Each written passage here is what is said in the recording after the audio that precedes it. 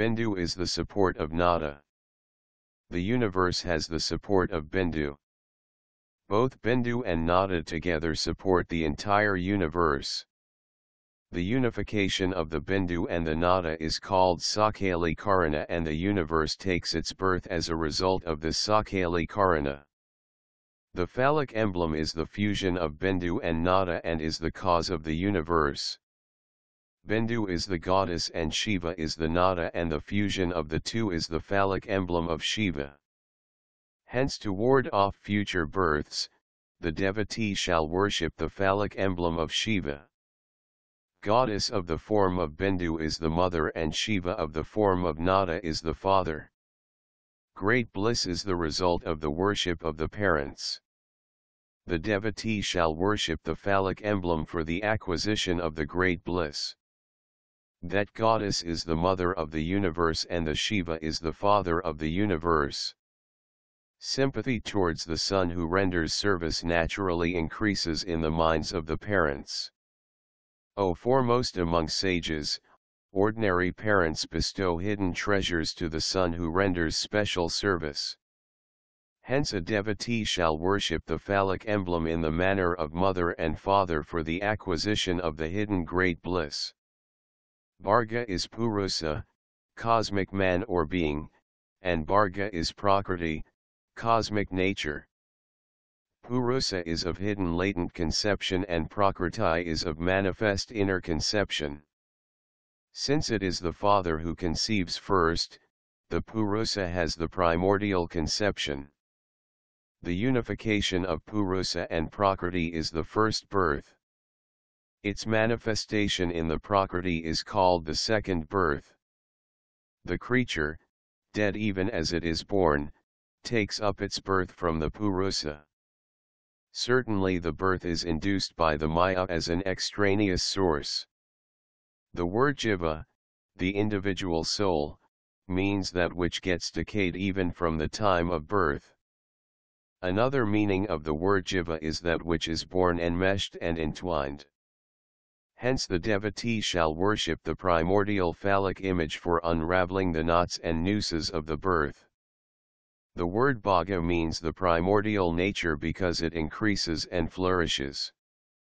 The sabdamatra etc., the cosmic sound principle that is all objects of enjoyment, evolved out of Prakriti, being enjoyed by the sense organs.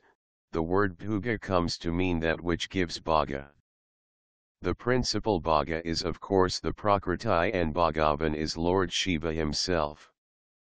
The Lord alone is the bestower of enjoyment, bhuga, and not anyone else. The Lord who is the master of bhaga is called Bharga by wise men. The phallus is united with vagina and vagina is united with phallus. For the sake of perpetual enjoyment here and hereafter the devotee shall worship the phallic emblem which is Lord Shiva himself. He is the sun giving birth and sustenance to the worlds. His symbol is justified in the coming into existence of things. Persons should worship Shiva, the cause of birth, in his phallic form. That which makes the Purusa known, is called Linga, the symbol. The unification and fusion of the symbols of Shiva and Shakti is thus called Linga. The Lord delighted at the worship of his symbol wards off the function of the symbol. That function being birth etc., cease. Hence the devotee shall worship the phallic emblem with the 16 forms of service and homage to acquire the benefit from Prakriti and Purusa through means inherent or extraneous. The worship thus performed on Sundays wards off births. The devotee shall worship the great phallic emblem on Sundays with the syllable Om. The ceremonial ablution of the phallic emblem with Panchagovya on Sundays is specially recommended. Panchagovya is compound of cow's urine, dung, milk, curd, and ghee.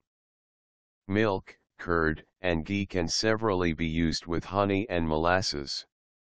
The offering of rice cooked in cow's milk must be made with the syllable Om. A devout worship of Shiva liberates man from the bondage of births. A fourth benefit is achieved by wearing Rudraksa beads sacred to Shiva, and a moiety is achieved by smearing the holy ashes over the forehead. 3/4 can be achieved by the recital of mantras, and a man becomes full-fledged devotee by means of worship. A man who worships both the phallic emblem of Shiva and the devotees of Shiva attains salvation. O Brahmins, stable devotion can be found firmly established and flourishing only in that person who reads this chapter or listens to it attentively. Chapter 17, The Glorification of the Syllable Om and the Five-Syllabled Mantra. The sages said, O Lord, tell us the greatness of the syllable Om and that of the 6 lingas. O great sage! Also please tell us the worship of the devotees of Shiva in order. Sutta said, all of you, sages, have now requested for a good thing. Only Shiva can explain this properly. No one else. Still I shall explain the same with Shiva's grace. May Shiva increasingly guard us, you, and everyone else. The syllable Om means an excellent boat to cross the ocean of worldly existence. Pra equals Prakriti, that is the world evolved out of it. Navam, Navam Varam, an excellent boat. Or Pranava may means, there is no world for you, or it may mean that which leads to salvation. Or it may mean that which leads to new knowledge. After annihilating all actions, it gives the persons who repeat the mantra or worship, a fresh knowledge of the pure soul. This pranava is twofold: 1. Subtle, 2. The gross. The subtle one is of a single syllable where the constituent 5 syllables are not differentiated clearly. The gross one is of 5 syllables where all the constituent syllables are manifest. The subtle one is for the liberated living soul. The need for the contemplation of the meaning through the mantra is only up to the destruction of the physical body. When the body is destroyed, he completely merges in Shiva undoubtedly. The mere repeater of the mantra attains the yogic communion with Shiva certainly. A person who repeats the mantra 36 crores of times certainly attains the yogic communion. The subtle pranava is again twofold, the short and the long. The long one is present in the heart of the yogins alone separately in the form of a syllable, U syllable, M syllable, Bindu, and Nada. It is endowed with all the digits of the time sound.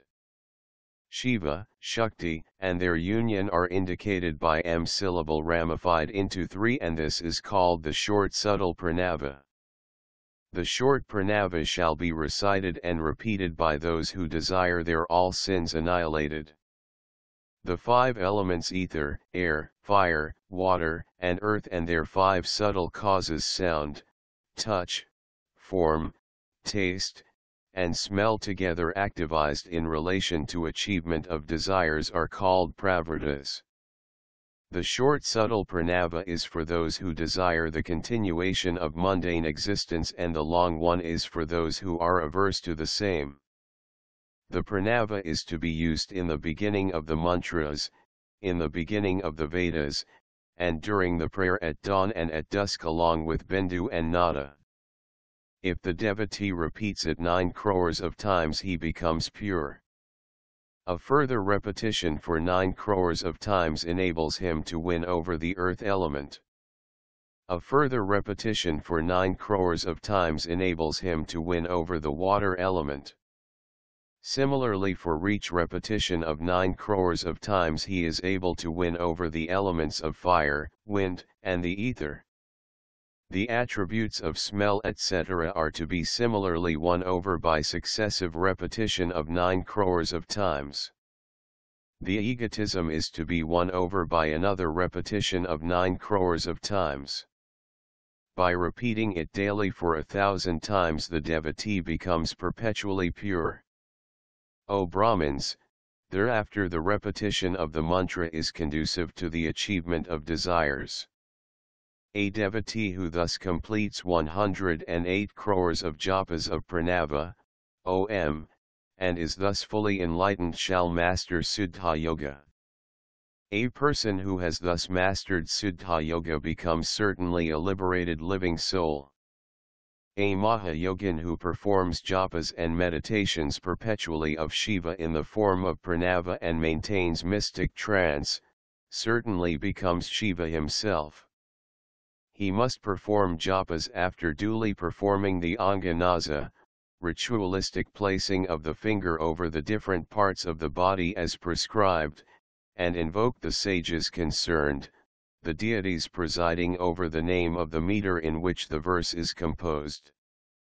The devotee who practices the japa of pranava, Om, with due ritualistic placings of fingers on the parts of his body becomes a sage. He shall attain all the benefits of the ritualistic nyasas such as the blessings of 10 mothers and the attainment of 6 pathways. As for those who are devoted to activities and those who both refrain from and indulge in activities, the gross pranava is recommended. Shiva yogins are of 3 types, being devoted to rites, austerities, and japas. The Krita yogin is the one who engages himself in sacred rites and worship, spending money, using limbs of the body and uttering words namaha, obeisance, etc. Tapagajin is the one who desists from injuring others, restrains all external sense organs, takes limited quantities of food and performs worships. Japa yogin is the one who is quiet, performs japa always, is free from all sorts of desires and maintains all these observances mentioned before. A pure man shall obtain liberation only step by step, beginning with Salokya as a result of being purified by the worship of Shiva yogins with 16 services and homage. O Brahmins, I shall now explain Japa Yoga, please listen. Even the person practicing austerities shall perform japas to purify himself. O Brahmins, the 5-syllabled mantra of Shiva is the gross pranava. The name Shiva is used in the dative case with Maha prefixed, Maha Shivaya, homage to Shiva _. It implies the 5 principles. The japa of the 5-syllabled mantra shall always be performed along with pranava. A man can achieve everything by means of the japa of the 5-syllabled mantra. O Brahmins, the devotee shall take instruction from his preceptor, sit comfortably on the ground cleaned well, and start the japa. The practice shall start on the Chaturdashi day of the bright half and concluded on the Chaturdashi day of the dark half. The months of Magha and Bhadrapada are the most auspicious of all occasions. During the days of japa he shall take only a single meal during the day in limited quantities.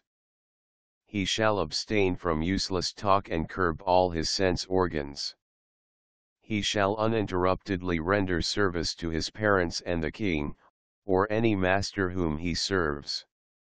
By performing the japa 1,000 times, he shall be free from indebtedness, otherwise not.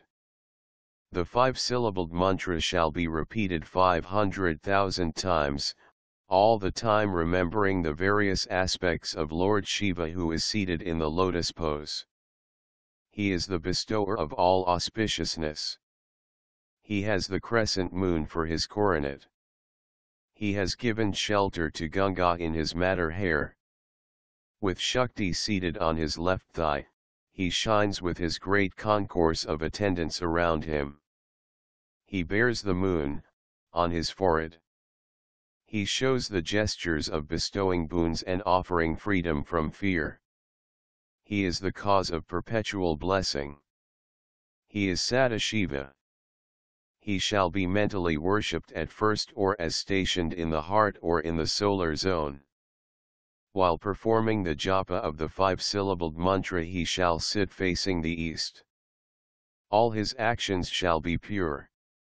In the morning of the Chaturdashi day of the dark half, after finishing the daily rites he shall sit in a clean beautiful place. He shall control his mind and senses. He shall repeat the 5-syllabled mantra 12,000 times in this way. For the sake of the worship he shall invite 5 great devotees of Shiva along with their wives. One of those shall be an excellent preceptor who shall be assigned a Shambhu form, another will represent Isana, the third will represent the Aghara aspect of Shiva, the fourth will represent the Vama aspect of Shiva, and the fifth will represent Syudhyasata aspect of Shiva. He shall make gifts of cooked rice and 10 ancillary constituents with great piety. The preceptor's wife must be considered as the great goddess, Para. The preceptor's wife must be considered as the great goddess, Para.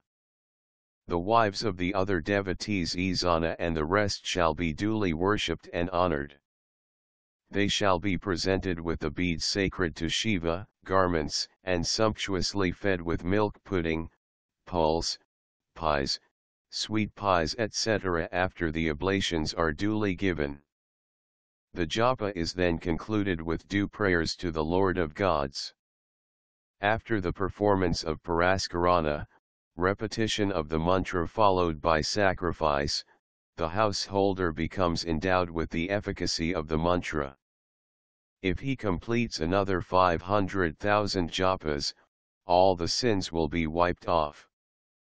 For every set of 500,000 japas the householder shall be blessed with the riches and prosperity of the different lokas beginning with Atala and ending with Satyaloka in order. If the householder dies in the middle, he shall be reborn in the world after due enjoyment of pleasures in the other worlds. He shall then continue the japa and derive the benefit of being near to Brahman. After a repetition of 500,000 further japas he derives the benefit of assimilation to Brahman. If 10 million japas are completed in all he shall become identical with Brahman. Thus attaining the absorption into Karya Brahman, the action Brahman, he gains all such enjoyments as can be wished for till the time of final dissolution. In the next kalpa he will be born as Brahma's son. Becoming illuminated with the penance he shall be ultimately liberated. 14 worlds beginning with Patala and ending with Satya are evolved out of the 5 elements, such as the earth etc. These are called Brahma's worlds. There are 14 Vishnu worlds beyond Satya world and ending with Shama. In the Shama world the action Vishnu is stationed in the excellent city of Vaikuntha in the company of action Lakshmi protecting the great recipients of enjoyment. Beyond that and ending with Susiloka there are 28 worlds. In the pure world of Kailasa, Rudra, the annihilator of the living beings, is stationed. Beyond that are the 56 worlds ending with Ahimsa region.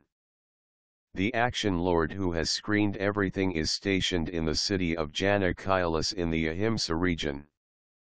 At the end of the same is the will of time and beyond the ken of time there is the space called Kalatita.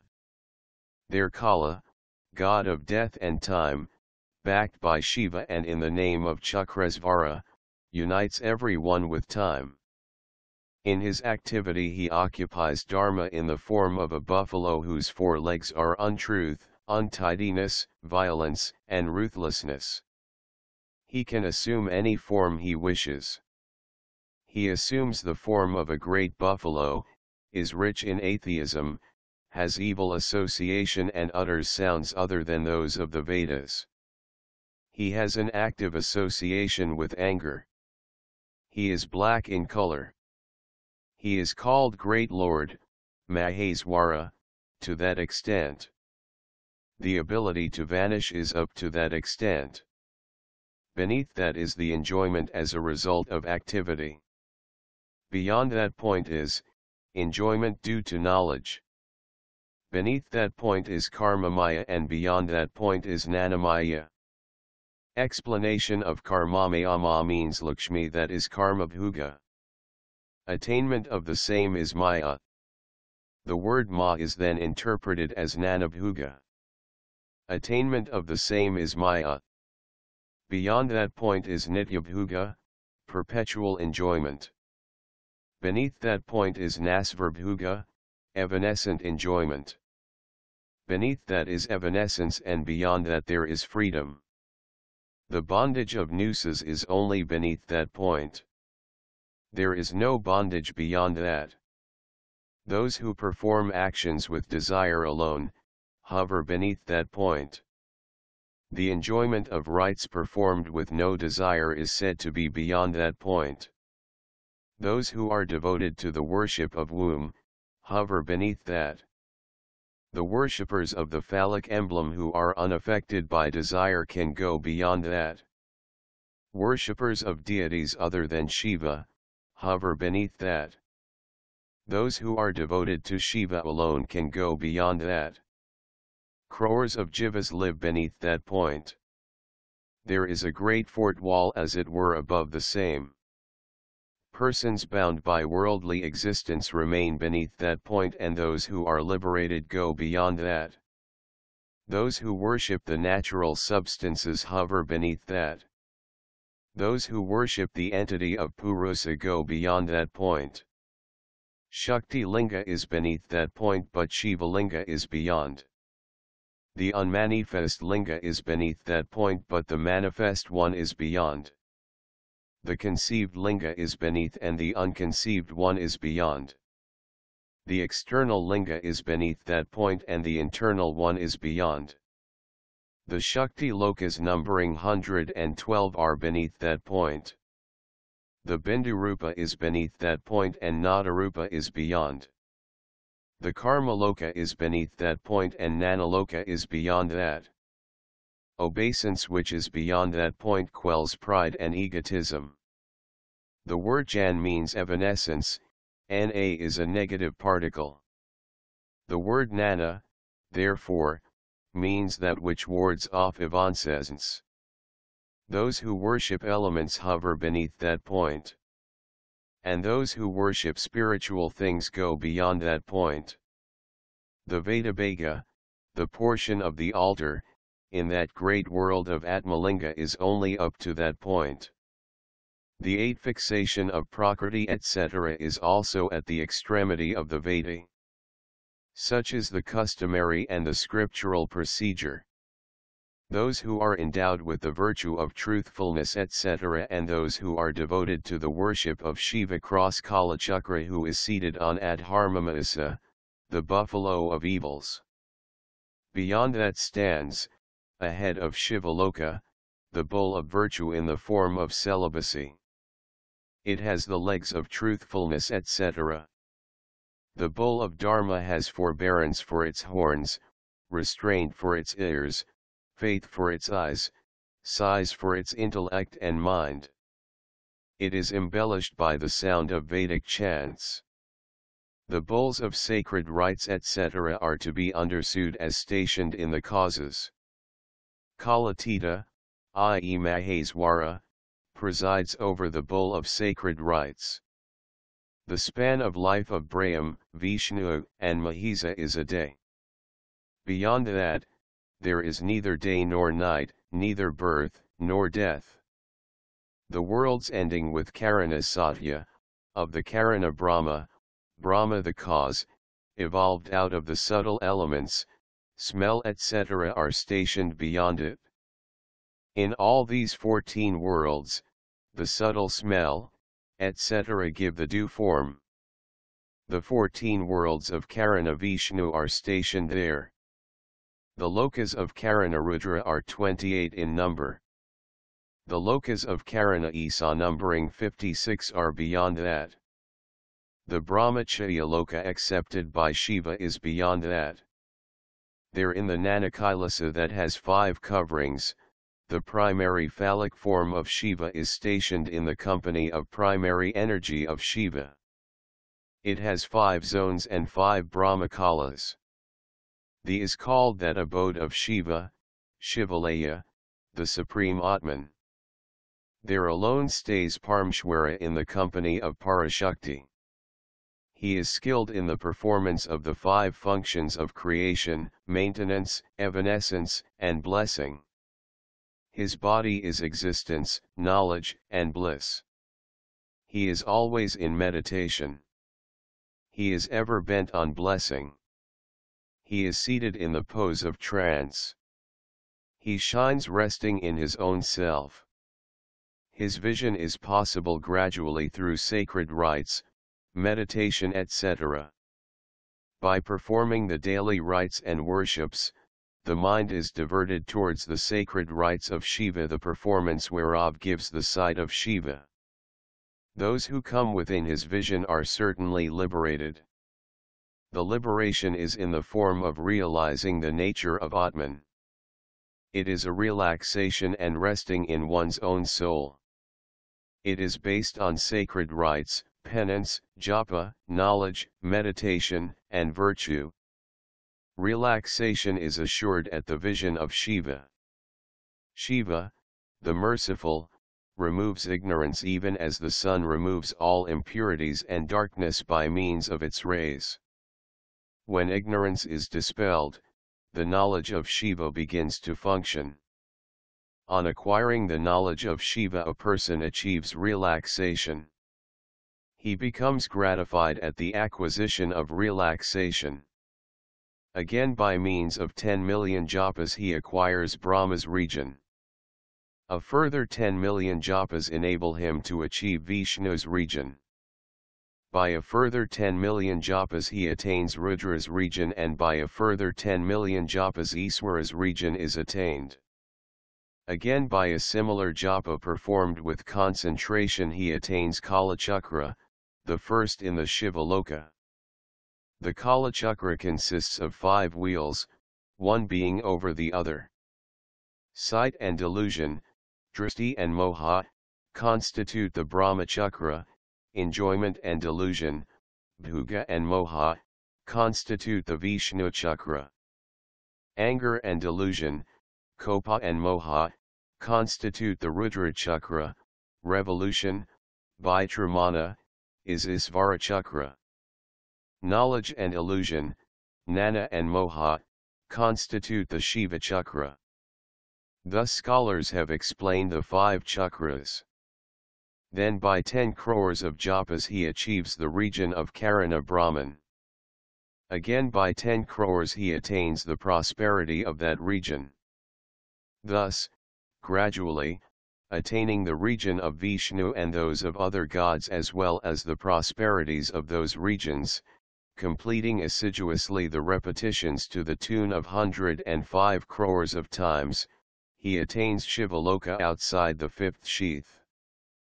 There is a silver platform there, an excellent river bed, and a bull in the form of penance.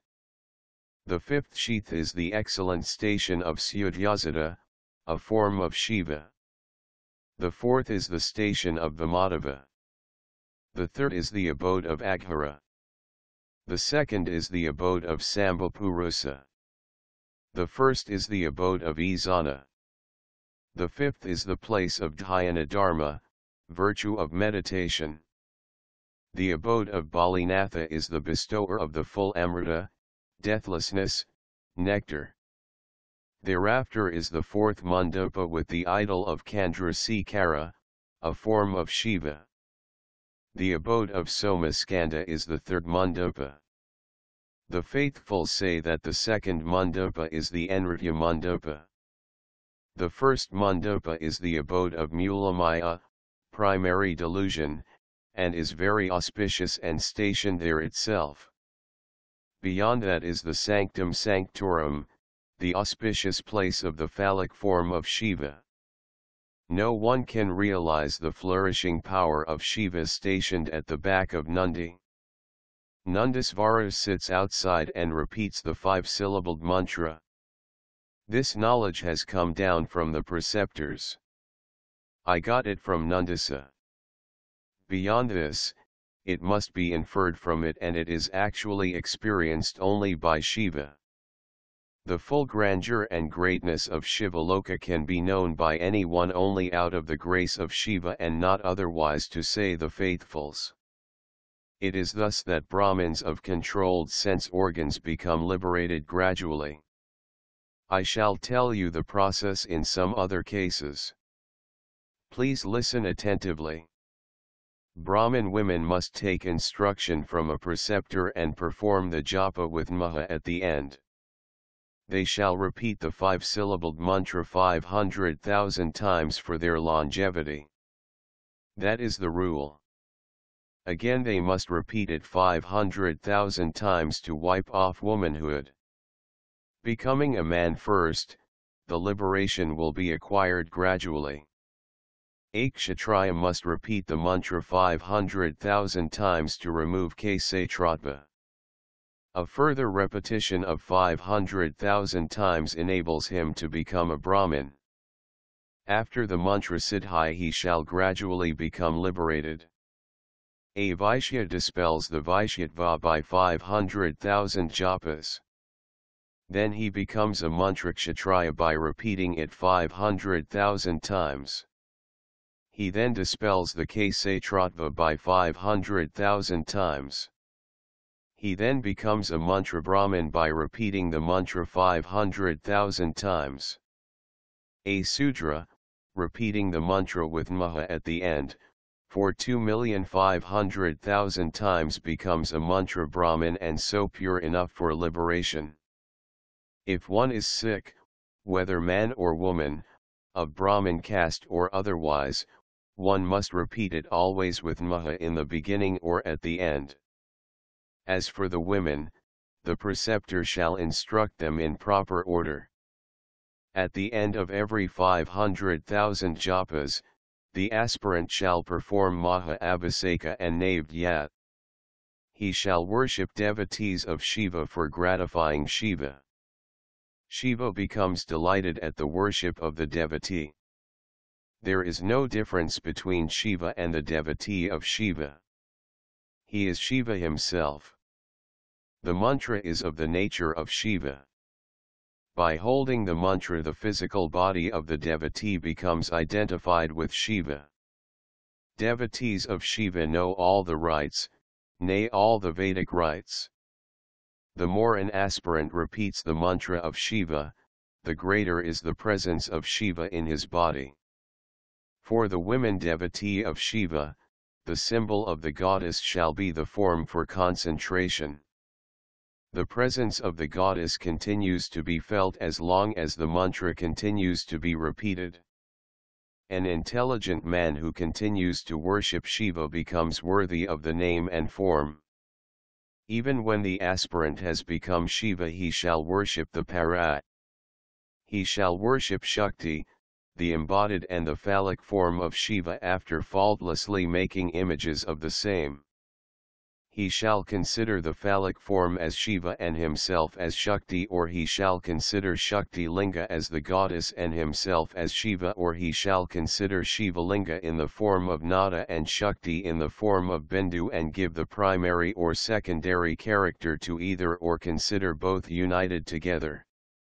Whatever be the form of Yapasti, he shall worship both Shiva and Shakti. He becomes Shiva in virtue of his basic realization. With the 16 forms of service and homage, he shall worship devotees of Shiva who are verily the mantra of Shiva personified or identical with Shiva. He will thereby achieve whatever he desires. Shiva, being highly pleased with him, yields to his gratification.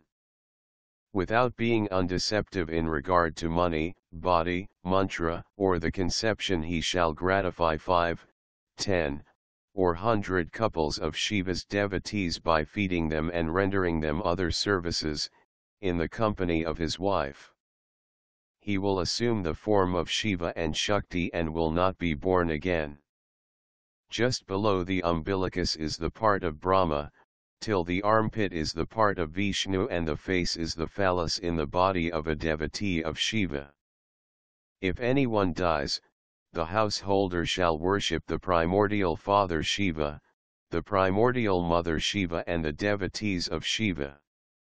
Thereby, whether the dead body is properly cremated or not, the dead man shall go to the world of the manes and gradually attain salvation. A person endowed with tapas is far better than 10 persons endowed with rites. A person endowed with japa is superior to 100 persons endowed with tapas. A person endowed with the knowledge of Shiva is superior to 1,000 persons endowed with japas. A person endowed with meditation is superior to 100,000 persons who have the knowledge of Shiva. A person endowed with the power of trance is superior to 1 crore of meditating persons. Since the latter are superior to the form, they shall be selected for worship. Even sensible persons cannot fully comprehend the excellence of benefit. An ordinary man cannot understand the greatness of the devotee of Shiva. The worship of the devotee of Shiva is on a par with the worship of Shiva and Shakti. He who worships any of these piously becomes Shiva and attains Shiva. He who reads this significant chapter, that agrees with the Vedic junctions, becomes a Brahmin endowed with the knowledge of Shiva and rejoices in the company of Shiva. O scholarly lords of sages, a person who knows special things must narrate them to the devotees of Shiva. By Shiva's grace, he will be blessed. Chapter 18, The Nature of Bondage and Liberation and the Glorification of the Phallic Emblem of Shiva. The sages said, O foremost among those who know everything, please explain the nature of bondage and liberation. Sutta said, I shall explain bondage, liberation, and the means of liberation. Please listen attentively. A jiva is said to be in bondage if he is tied up by the noose of eightfold primary essences, prakriti, etc. When freed from them, he is called liberated. Perfect control and subjugation of prakriti and its offshoots is salvation. A jiva in bondage when freed from it is called a liberated soul.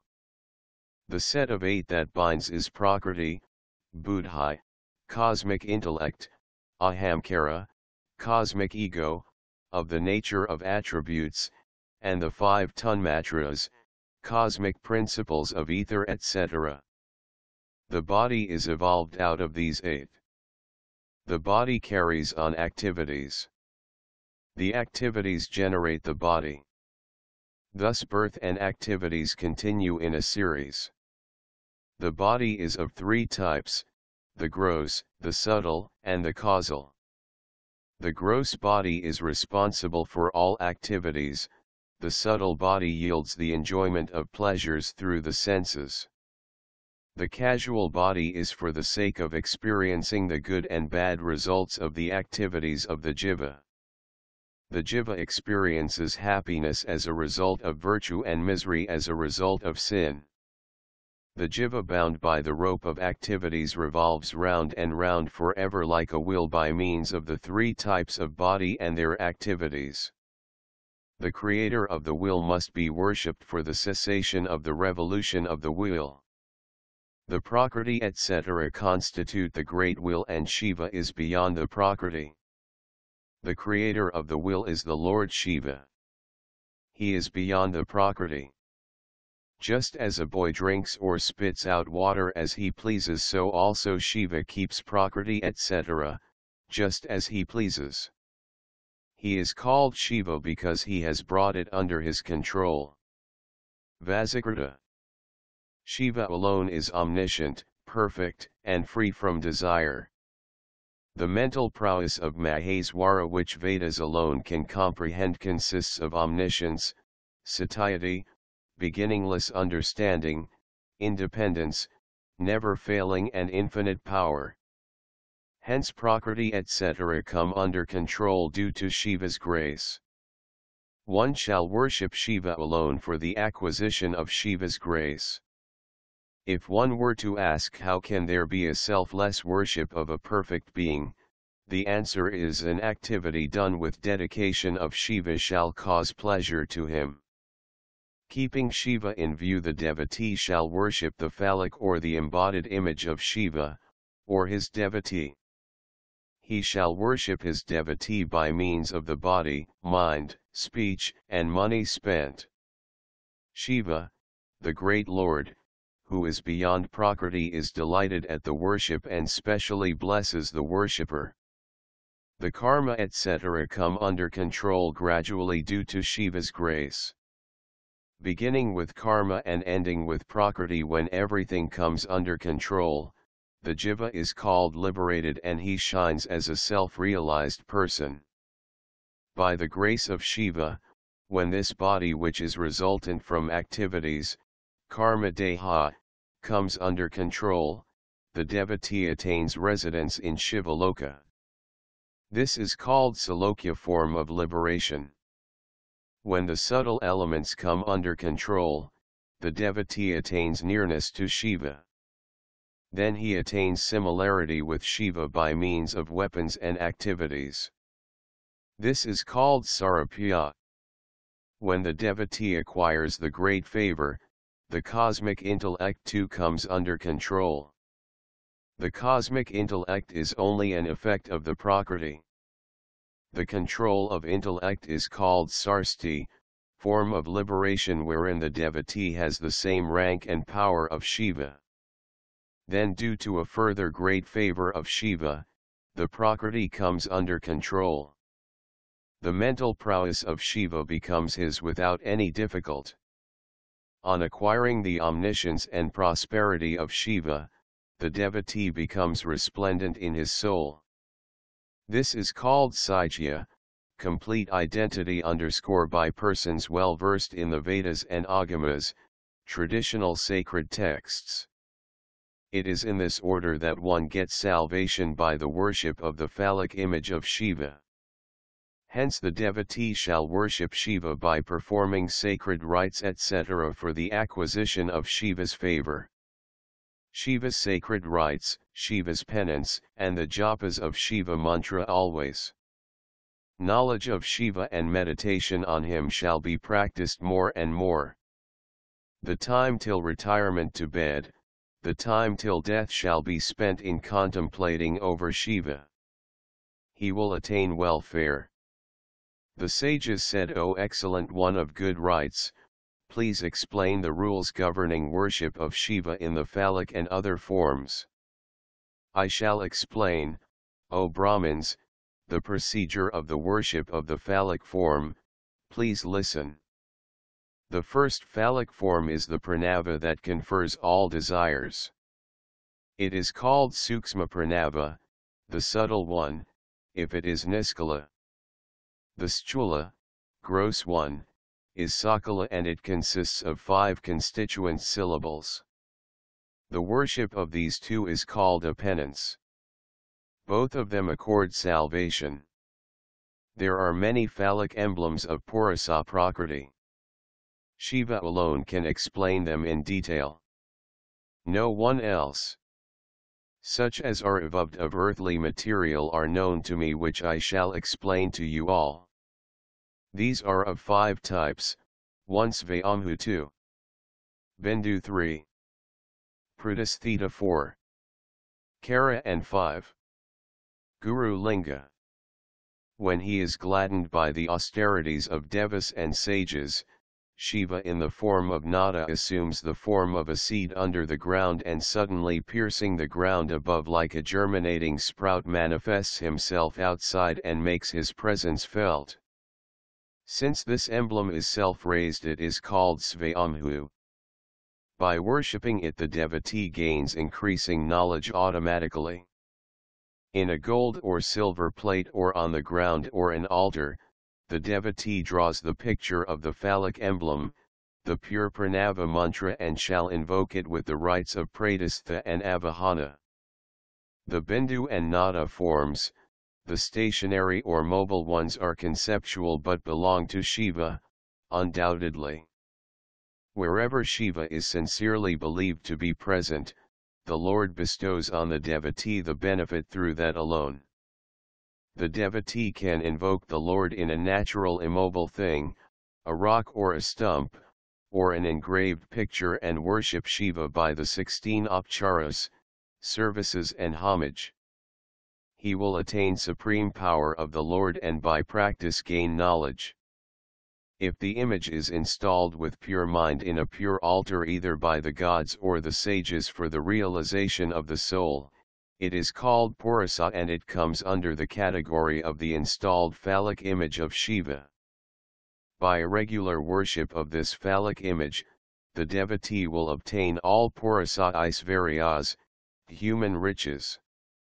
If a great Brahmins or rich kings install a linga prepared by the artisans, it is called Pratisthita and Prakrita. It accords enjoyment of Prakrita Aisvarya, natural riches, to the worshipper. That which is forceful and permanent is called Purusha. That which is weak and temporary is called Prakrita. The spiritual co-mobile form is represented by the constituents of the body, viz., the penis, navel, tongue, the tip of the nose, hips etc. The mountains comes under the Purusha class and the surface of the world under the Prakrita class. Trees etc. are Purusha and creepers etc. are Prakrita. The Sastika rice is Prakrita but the rice of the Sala variety and wheat are Purusha. The Aisvarya is Purusha. It bestows eightfold siddhis viz. Anima etc. The Prakrita Linga bestows good women, riches etc. according to the believers. Now, first of all I shall mention the Rasalinga from among Karalingas. Rasalinga is mentioned as the foremost among mobile lingas. Rasalinga is a bestower of all wishes to the Brahmins. The auspicious Banalinga is a bestower of vast kingdoms to the Kshatriyas. A gold linga bestows the ownership of vast wealth on the Vaishyas.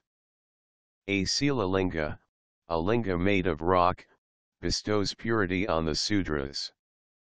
A crystal ling and a Banalinga bestow all sort of wishes on all. If a devotee does not possess a linga of his own, there is no harm in using another's linga for the purpose of worship.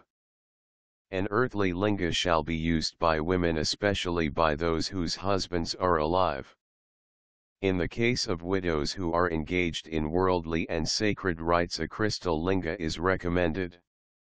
A linga of pure crystal bestows all sorts of worldly enjoyment on women. The worship of the pedestal grants all cherished desires of the worshipper in this world. A ritualist shall perform all worship in a vessel. At the conclusion of Abhiska, ceremonial bath, the naivedaya consisting of cooked rice of the Sala variety shall be offered. When the worship is over, the linga shall be kept in a casket and placed separately in the house. Persons who worship their own lingas shall, after the worship is over, offer as food those articles of diet to which they are accustomed.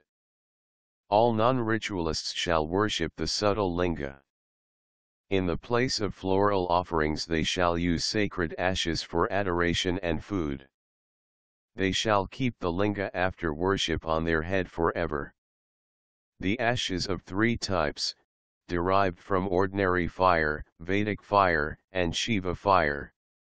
For the sake of resplendence, the ashes shall be taken. The word bhasma, ash, means that which is honored and adored. Shiva formerly did so. The great Lord Shiva, the creator of the universe, burns the universe presided over by him and takes the essence of the same. After burning the universe he applies the ashes over his body. Under the pretext of annihilation, he has taken the essence out of the same. He assigned the essence to his own body. The essence Ayakas, the ether, constitutes his hair. The essence of the wind principle constitutes his face. The essence of the fire principle constitutes his heart, that of the principles of waters the hip, and that of the principle of the earth the knees. Thus the other limbs too. The Tripundraka, the three parallel lines of ash marks over the forehead, is the essence of Trinity, Brahma, Vishnu, and Rudra. Similarly, Maheswara has retained the essence of everything in the form of Tilaka, the small circular mark, on the forehead. The word Bhasma means that which has controlled the essence of the whole universe. The word Shiva signifies him who controls everything and whom none can control, Shiva Vasi, just as Simha signifies the creature who attacks other animals and whom other animals cannot attack, Simha equals Himsa. The word Shiva is given another interpretation. The syllable S means permanent bliss. The letter I means Purusa, the primordial male energy.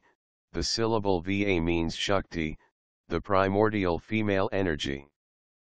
A harmonious compound of these syllables is Shiva. The devotee shall likewise make his own soul a harmonious whole and worship Shiva. Ashes must first be smeared in the dust form and then in the Tripundra form. At the time of worship, water is added to the ashes. For mere sanctification the ashes are used without water. The devotee, whether it is day or night, whether it is a man or a woman, shall use water with the ashes and wear Tripundra at the time of adoration.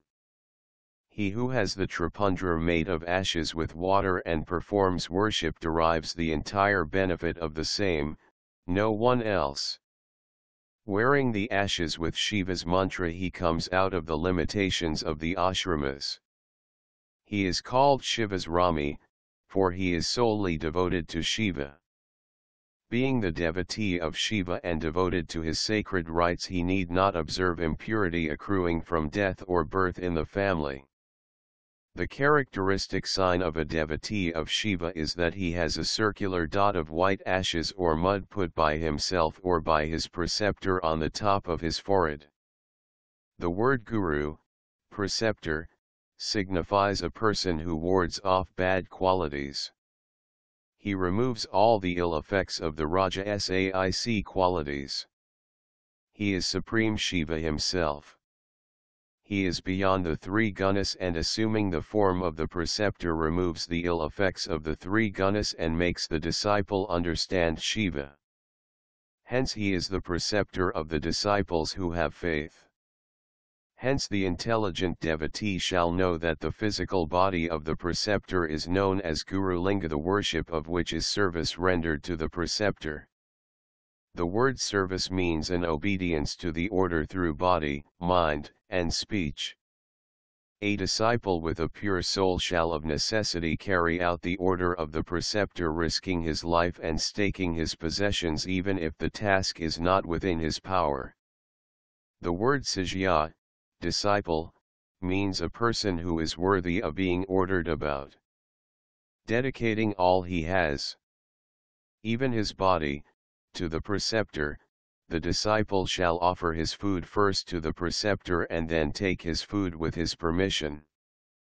Verily, a disciple in virtue of his being subjected to discipline is a son unto the preceptor. Moreover, by means of his tongue, as penis, he discharges the semen in the form of mantra in the vaginal passage of the ears and begets the mantraputra in the form of disciple. The son shall therefore adore his preceptor as father unto him. The real father, the physical begetter, drowns the son in the ocean of worldly existence. But the preceptor, the giver of knowledge, the father of learning, enables him to cross that ocean. The disciple shall realize the difference between the two and worship the preceptor sincerely. The modes of worship of the preceptor are many. He can be given monetary gifts. He can be physically served, but the money shall be what is earned by the disciple. Since every limb of the preceptor is a phallus from toe to the head, massaging the feet, presenting him with sandals, bathing him, offering food and money and similar rites shall be performed to gratify him. Verily, the worship of the preceptor is worship of Shiva, the Supreme Soul. What remains after the preceptor has partaken of food shall be used by the disciple. It will purify him. Just as Shiva's leaving of food can be taken by the devotee of Shiva, so also the disciple can take the leavings of the preceptor. Even food and water, O Brahmins. Without the permission of the preceptor, anything taken is a theft. One shall accept as one's preceptor a person who knows many special things. Freedom from ignorance is the goal. Only a specialist can achieve that. In order to fulfill a task, or a sacred rite, obstacles must be warded off. A rite performed without hindrances in the middle can be fruitful. The subsidiary rites shall also be performed. Hence at the beginning of sacred rites, an intelligent man shall adore Ganesha. An intelligent man must worship all deities in order to ward off all sorts of hindrances. There are three types of hindrances. The first one, the adhyatmic hindrance, is the ailment of the body, whether it is a fever or a tremor or other type of sickness. The second type of hindrance is adhibhotika, extraneous one of a physical nature. The visitations of pisacha, the outcome of anthills etc., falling of lizards and other insects, the advent of tortoise inside the house, infesting of serpents, untimely flowering of trees, deliveries in inauspicious hours and other things indicate some future misery. Hence these are called adhibhotika hindrances. The third type of hindrance is adhidavika, divine calamities. When lightning strikes, smallpox, cholera, plague, typhus fever and similar infectious diseases spread and bad, awful dreams, evil planets affecting the birth star or rasi, sign of the zodiac, occur. These hindrances are called adhidavika. In order to ward off these hindrances and on occasions when one touches a corpse, or a fallen man and goes inside without bathing, Santiyajvya shall be performed to remove the evil effects. The precincts of a temple, a cowshed, a sanctuary, or one's own courtyard shall be selected for the performance of sacrifice. It shall be on a raised platform at least 2 astas high. It shall be well decorated. Paddy weighing a bar shall be spread on the ground to make a large circle. Diagrams of lotuses shall be made in the middle and in the 8 quarters on the border of the circle. A big pot round which a thread is tied, shall be placed in the middle and 8 other similar pots shall be placed in the 8 quarters. All of them shall he fumigated with gugula. In the 8 pots bunches of mango leaves shall be placed with darba grass. They shall be filled with water purified by mantras and 5 kinds of articles. Precious gems shall be put in the 9 vessels, 1 in each. The sensible devotee shall ask his preceptor to preside as a priest. The presiding priest shall be accompanied by his wife. He shall be well versed in the rituals. Gold idols of the guardians of the quarters and Vishnu shall be put in the different vessels. Vishnu shall be invoked and worshipped in the central vessel. The respective guardians of the different quarters shall be worshipped in the vessels concerned, using the dative case after the name and ending with Maha. The invocation shall be performed by the presiding priest. Along with the Ritvaks he shall repeat the mantras 100 times.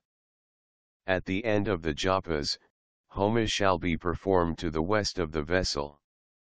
According to the time, place, and convenience, the offerings in the fire may be 1 crore, 100,000, 1,000, or 108 in number. It shall be performed for a single day, for 9 days or for 40 days. The sacrificial twigs shall be of Sami tree if the rite is intended for Santi, suppression of evil effects, or of philosophy if the rite is intended for the acquisition of livelihood. Cooked rice and ghee shall also be used. The offerings shall be made by repeating the names of the deities or mantras. The articles of worship used in the beginning shall be continued till the end. At the conclusion, the punya-havachan shall be performed and the holy water sprinkled over the different members of the family. Brahmins, as many in number as the number of offerings made, shall be fed. O scholarly sages, the preceptor and the presiding priest shall partake of sacrificial food alone. The entire rite shall conclude after the worship of 9 planets. A gem along with monetary gifts shall be given to each of the Ritvaks. Different types of gifts shall be made to deserving persons, to boys invested with sacred threads, to householders, sages, virgins, ladies and widows. The materials used for the rite shall be given to the priest. Yama is the presiding deity of all calamities, grave diseases etc. Hence to gratify Yama Kala Dan shall be made. A replica of Kala, god of death, in the form of a man holding noose and goad shall be made in gold using 100 or 10 gold coins. This shall be given as gift along with the sacrificial fee. Gingali seeds shall be gifted for the sake of longevity. Ghee or mirror shall be gifted for the sake of quelling ailments. Rich men shall feed 1,000 Brahmins. The poor shall feed 100 Brahmins. Indigent persons shall perform rites according to their capacity. For the quiescence of evil spirits the great adoration of Bhairava shall be performed. At the conclusion, Mahabhishaka and Naivdaya shall be offered to Shiva. Then a public feeding of the Brahmins shall be held. By performing sacrifice in this way there will be an alleviation of all defects and evils. This Santi Yajna shall be performed every year in the month of Falguna. In regard to evil dreams and ill omens this shall be performed instantly or definitely within a month. When one is defiled by a great sin, the worship of Bhairava shall be performed. In regard to great diseases like leprosy etc. the vow shall first be taken and the sacrifice performed later on. Indigent persons wanting in all these things shall make gift of a lamp to the deity. If incapable of even that, he shall take bath and make any gift. Or he shall make obeisance to the sun god 108 times repeating the mantras. A devotee shall perform prostrations and obeisance 1,000, 10,000, 100,000, or a crore in number. All the deities are delighted by the obeisance sacrifice in this way. The obeisance is performed with the prayer, O Lord, Thou art great and I am humble. My intellect is dedicated to Thee. A void thing does not appeal to Thee. I am no longer void. I am Thy slave now. Whatever vestige of egotism remained in me has been dispelled on seeing Thee. Namaskara, a sacrifice of the soul, shall be performed according to a piety. Sacrificial food and betel leaves shall be offered to Shiva. The devotee himself shall perform 108 circumambulations of Shiva. Such circumambulations, 1,000, 10,000, 100,000 or a crore in number he shall cause to be performed through others. All sins perish instantaneously at the circumambulations of Shiva. Sickness is the root cause of misery and sin is the cause of sickness. Sins are said to be quelled by virtue. A sacred rite performed with Shiva in view is capable of removing all sins. Among the sacred rites of Shiva, the circumambulation leads the rest. Pranava is in the form of japa and circumambulation is a physical rite. The pair of births and deaths constitutes the illusory cycle. The Balapitha of Shiva is symbolic of this Maya chakra. Starting from pedestal, the devotee shall make circumambulation half the way and return to the pedestal and move anti-clockwise to the place where he stopped before, and returning to the pedestal make the circle complete. This is the procedure of circumambulation. When the birth takes place, the obeisance, which is the dedication of the soul, prevents further birth. The pair of births and deaths originates from the Maya of Shiva. After such a dedication, the devotee is not born again. As long as the body exists, the jiva is dependent on activities and he is spoken of as being in bondage. But when the three forms of the physical body are under control, it is called salvation by the scholars. Shiva, the primary cause of causes, is the creator of Maya Chakra. He wipes off the Dvandva, birth and death, which originates from his Maya. The Dvandva is conceived and created by Shiva. It shall be dedicated to him. O scholars, it shall be known that circumambulation is highly pleasing to Shiva. The circumambulation and obeisance of Shiva, the Great Soul, and the adoration performed with 16 upakaras accord all benefits. There is no sin in the world which cannot be destroyed by circumambulation. Hence one should dispel all sins by circumambulation alone.